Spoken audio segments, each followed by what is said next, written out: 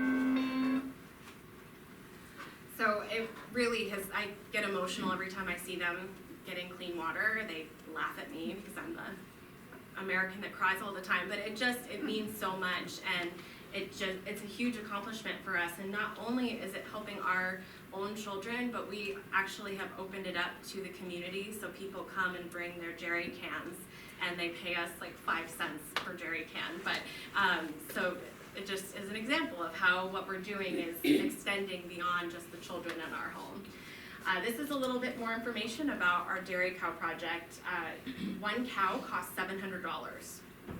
It's not a bad price for a cow. So I already have 2 people who have committed to buying more, but again, like I said, it has the potential to earn up to $2,000 per month. So excited. And I wanted to highlight this program with you. This happened a couple years ago. I partnered with an artist who's based in Brooklyn, New York. travels around Africa and teaches kids at different homes and schools art. He teaches them how to paint, and then he brings the paintings back, and they set up fundraisers. They have auctions to help raise money for all of these organizations. So we started doing classes 2 years ago, and we have just been amazed at the talent in our kids. We had no idea that they could create art like this. So we've done this. We've had 3 events. We just had one in Saratoga Springs that raised over $5,000. But I just love sharing these because I'm so proud of them. And we'll be doing another class this year and doing an online auction portion as well. But this young man, his name is Samuel, he graduated 2 years ago, and he's one that we just couldn't believe he could create the art that he does. And on my trip last September, he showed up out of the blue and had this sketch that he had made for me from an Instagram photo that I had shared. But he now is working with this artist, John, to go around and teach art, and he's also painting murals and has created this whole career from just doing working with his talent. And he's going to be actually running a class with me when I go next month. So that's very exciting. And so I have one more video to share with you. Hopefully I have enough time. The past year or so, we've been raising money to build a new boys' dormitory. A lot of what we need to do are big construction projects that cost a lot of money. So it's really been a little difficult for us because we don't necessarily have the donor base to do that, but somehow we're making a way. And hopefully I'm headed there next Thursday. We'll be breaking ground on this building. But I love this video because you can really see our community and see the kids. So I do want to share it with you, and you'll be able to see what the boys are living in right now. So.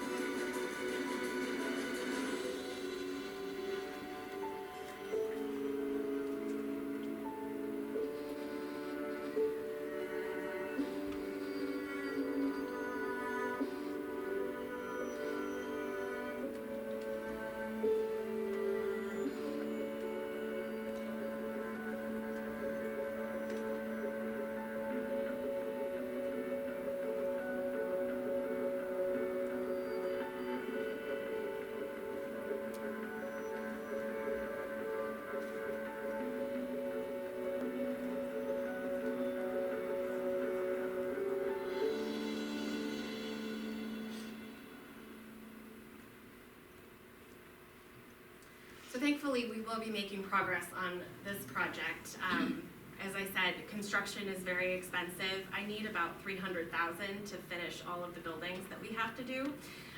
If you know of anyone that can just write me a check, please send them my way. It would make things a lot easier, but I know that regardless of what happens and where we go from here, you can see the smiles on these kids' faces and see that we are making a difference. And that's important for me to remember, because I often get swamped with the just the responsibility of it. But we are making incredible progress, and there's so many ways to get involved, one of which is a sponsorship program.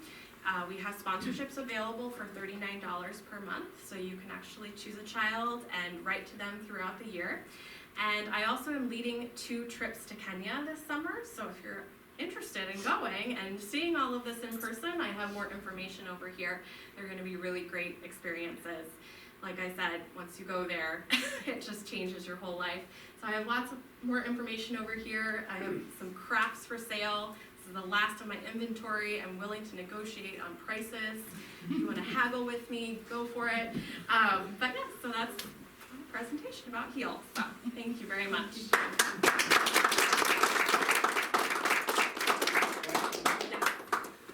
Is there a reason you chose cows vice goats?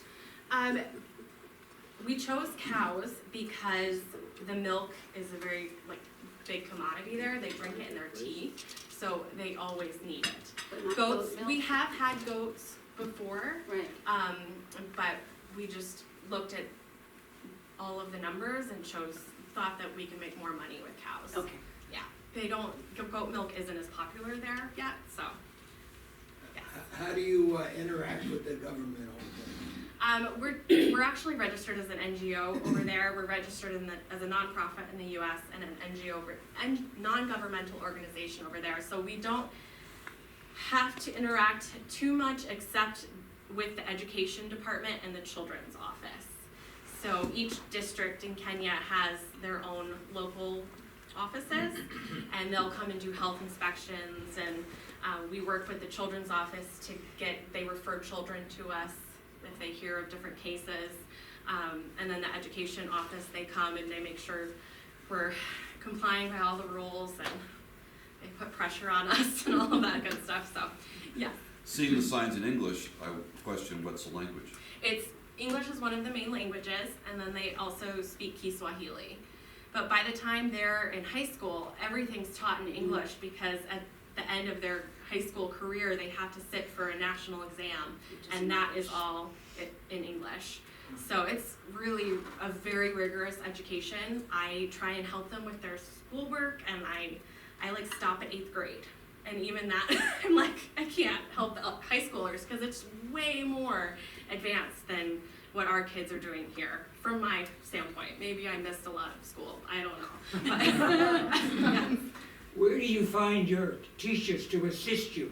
They are all Kenyans. They're local Kenyan people. I actually have a director. Her name is Tabitha. She runs everything for me. So all of the staff over there is Kenyan.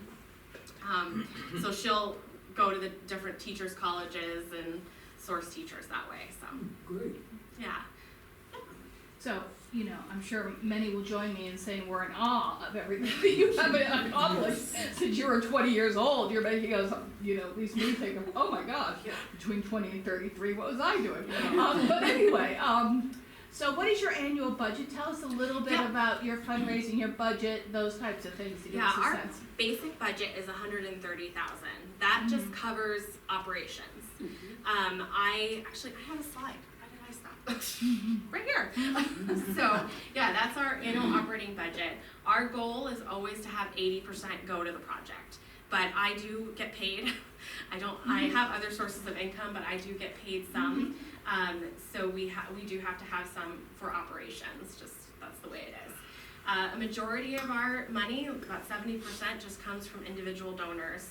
We do have some major donors, but not that much, and we have some partnerships with churches, especially up in the Rutland area, because that's where I started. And we haven't gotten too much into the grant writing. We've had a couple grants here and there, but then 30% comes from our child sponsorship program, so that's a huge part. It's one of the best ways to help is to sponsor a child. But you can see the numbers there. Right there. So $7,000 is what I have to send to Kenya every month for them to operate. That's just basic. So this doesn't cover all of the major projects. So for example, the boys dormitory, the original plans that were in that video, that was estimated to cost $100,000, and we only raised about half of that. So I just had to kind of, just realize that we weren't going to get there, and we drew up new plans that are going to cost what we've raised. So that's what we can build. It'll be smaller than what we wanted, but it's obviously will be better than what you saw in that video. We have to build new classrooms. That's going to be about $40,000. So that's where I'm at right now. Is we can cover the basic budget, but how do we find the money to expand and finish developing? Because I want to finish the construction work so we can develop the income projects so they can sustain themselves, and that's that. And then I can look at, am I going to build another home somewhere? Are we going to turn it into something else? I don't know. So that's where we're at with that. Can you give any support to this? Do you get any support from local jurisdictions? A little bit. We are struggling a little bit with the white person mentality, I guess you could say, because they do know that I'm involved. So the community, not everyone is like this, but when we, if we've been low on some money and we need to buy maize, for example, the corn for which is a major staple in their diet, we've asked the community, do you have some maize that you could donate? And they're like, you don't need it. Your school's run by an American, you're fine. And they just don't understand that we're not like a giant organization with this. So what we're trying to do is really have them take ownership of it and realize this is their community. These are their children, and we need you to partner with us in that. So we're slowly moving in that direction. And for example, last year we had a graduate do really well on his exam. He got a B+, which is really kind of unheard of. It's very difficult to get a B, even a C. And so what happens is the government will give them a place in one of the public universities at a reduced rate. But he's still, he's an orphan, so he didn't have good clothes. We had to raise money to get him to Nairobi, to his school. He needed books, and there's a lot that's not covered. And they held a fundraiser in the community and raised over $1,000. And I was like, wow.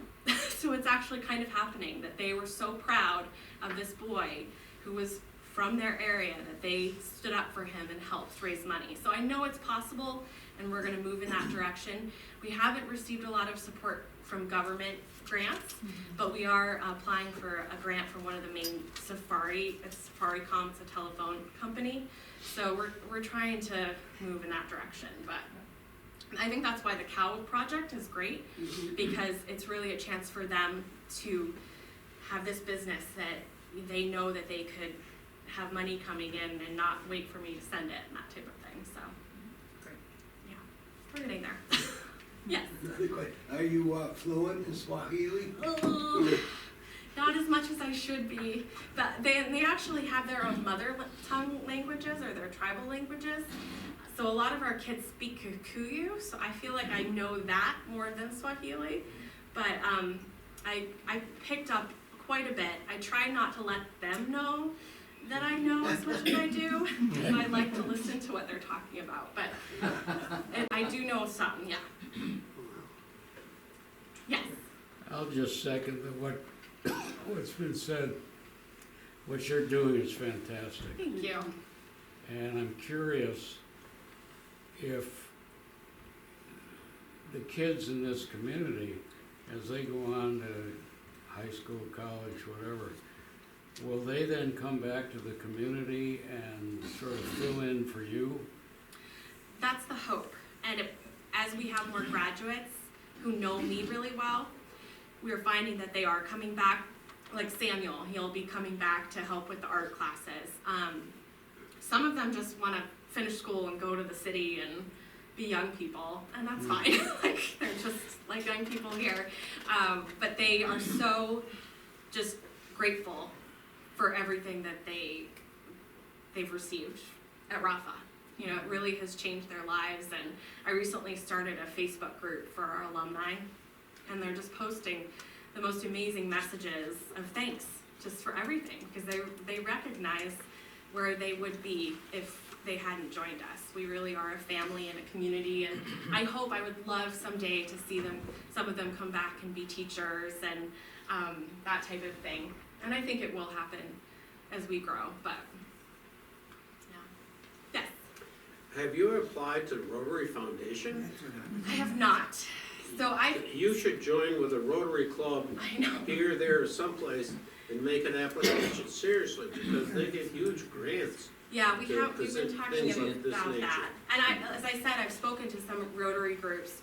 What I understand is that someone in the group has to kind of take ownership of it, sort of, and run with it, that I can't do it from the outside. No, I it should has to just be That's why you need to voluntary. join a I Rotary know. person. Because I'm saying that, I'm like, why haven't I joined already? But Yeah. yes, so it's definitely something. I have a good donor out in California who's a Rotary member as well, so it'd be great to start moving in that direction as well. We're thinking of, maybe approaching that Rotary group in California to partner with us. And then Marsh went on the map last night and found 3 Rotary groups, looked like maybe within an hour of the orphanage, that we might be able to have as the contact person in country. Great. I was thinking that if you have all those students from the community coming to your high school, to your secondary school, that should create some kind of community and sense of ownership of the school by the parents and those students. Have I missed something socially or culturally? You don't have any money. No parents. A lot of them don't have parents, so a lot of the kids in our school, I should have mentioned that, actually are orphans as well. They very easily could be living in our community. So many of them can't even pay school fees, and when you can't pay school fees, you get kicked out of school until you can pay. So what we've been able to do is just have them continue. We've added a lot of them to our sponsorship program, so we'll receive support that way. So, but then again, there are some families that have good parents that can pay school fees. So one, that's an income source that we'll need to develop. But again, it's like, we want them to take ownership of it, but they know that I'm an American, it's an American school, and it's just this block. They have this handout mentality that we're really trying to work through. It's getting a lot better, but it's gonna take some time. And I'm actually trying to step back. I mean, I'm still going and visiting, but really trying to push my directors in the leadership role so they know that it's a Kenyan project. But we went through some challenging times, and I was originally partnered with someone else, and we're not working together anymore, but so I had to kind of step into the leadership role to salvage relationships with the community members, and I think that it was helpful at the time, but it's definitely set us back a little bit in terms of their thoughts towards, they call me Madam President, and they refer to us as China, so our community, because they think we have all of this money, and so it's challenging, but we'll get there. Jennifer, could you stay and answer some more questions? Yes, I can, and I have lots of information over here again, so. Maybe.